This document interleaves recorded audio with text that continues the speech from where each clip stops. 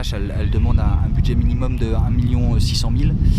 On sait qu'avec 1 600 000 on n'a pas les moyens de toute manière de se tenir à ce niveau-là. Aujourd'hui les budgets des clubs qui se maintiennent, ils sont plus à 2,3 millions, 2,4 millions. Les autres redescendent immédiatement. Donc aujourd'hui, partant du constat qu'on a 1 million de budget, voilà ce qu'il faut, il faut doubler le budget.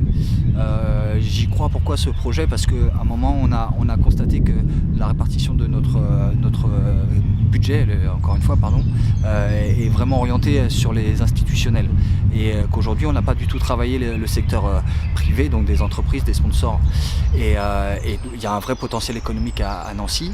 Je suis persuadé que la ville vraiment correspond au handball de haut niveau.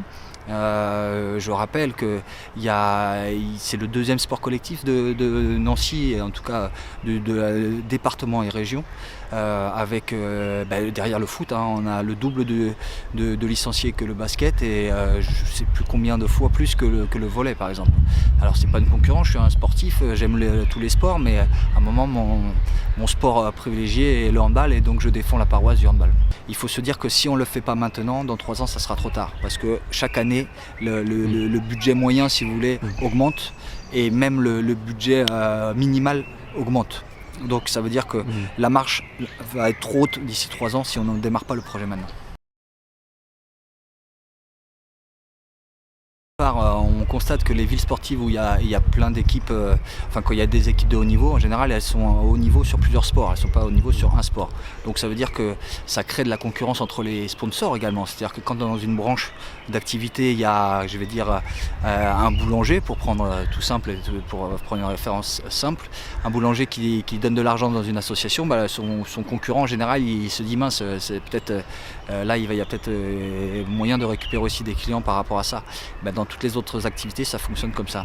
Aujourd'hui, je pense que l'image du hand, grâce à l'équipe de France notamment, a été tirée vers le haut, bien qu'il y ait eu des petites anicroches au niveau des paris sportifs, mais l'image est saine, elle plaît aux sponsors, elle plaît au grand public, puisque à un moment les parents n'hésitent pas à mettre leurs enfants au handball, parce que les valeurs qui sont partagées par le handball, elles sont saines, et donc quand on est parent, on aime bien donner des choses saines à ses enfants, en tout cas on essaye, et je pense réellement qu'il y a de la place donc pour le handball dans la région, et il y a moyen de se démarquer des sports lorrains et nancéens qui sont le basket, le foot, le volley.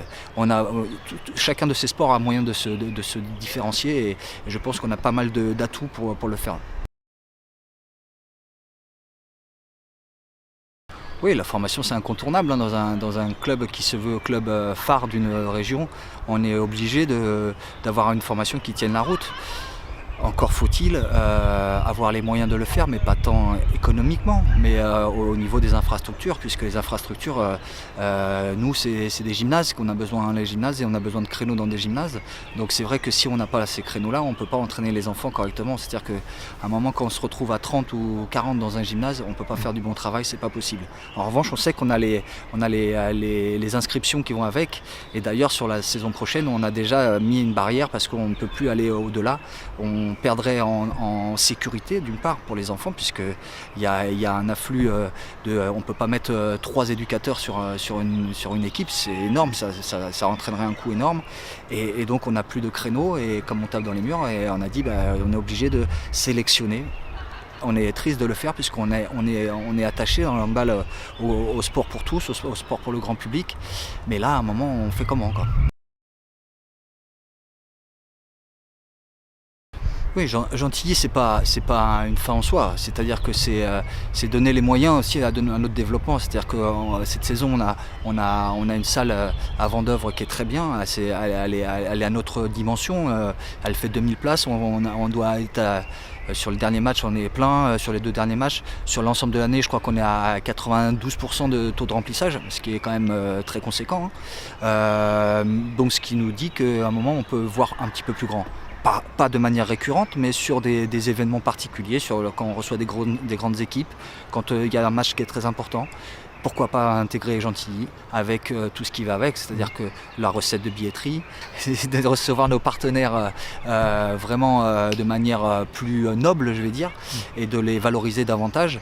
Donc c'est tout ça, c'est qu'on est vraiment tourné vers le professionnalisme. Quand on s'inscrit dans un projet pour la première division, on est obligé d'augmenter, de proposer des choses qui sont un peu différentes. Et Gentilly, c'est pas gagné de le remplir, mais disons qu'on a déjà rempli un tiers sans faire de pub, puisqu'on a 2000 spectateurs qui viennent nous voir régulièrement. Donc avec un peu de travail et de communication ciblée, je pense que les 4000 autres personnes, on doit pouvoir aller les chercher, pas tous les week-ends, je le redis, mais de temps à autre, 1 fois, 2 fois, 3 fois, 4 fois par saison. Moi je pense que c'est jouable.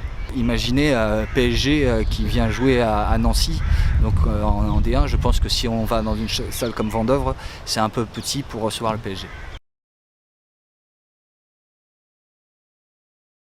La première question à se poser, effectivement, elle peut être celle-ci. Est-ce qu'il est plus intéressant de monter, de ne pas gagner un match, ou de rester en D2 et de jouer des matchs où le public est content parce qu'on gagne des matchs? La réponse est de dire que moi je suis un compétiteur, que la 2e division j'aime bien, c'est passionnant, franchement c'était des matchs de très haut niveau, il y a moyen de faire des choses tactiques et techniques qui sont vraiment très intéressantes, mais le plus haut niveau c'est au-dessus, et je vois pas de frein majeur pour dire on n'essaye pas, quoi. Bien sûr ça va être difficile, le schéma que vous avez expliqué, il est totalement réel. Une équipe qui monte a des difficultés, bien souvent elle peut redescendre. Sur les 2 équipes qui montent, souvent il y en a au moins une des 2 qui redescend. Maintenant, si on prépare bien le projet en amont, il n'y a pas de raison.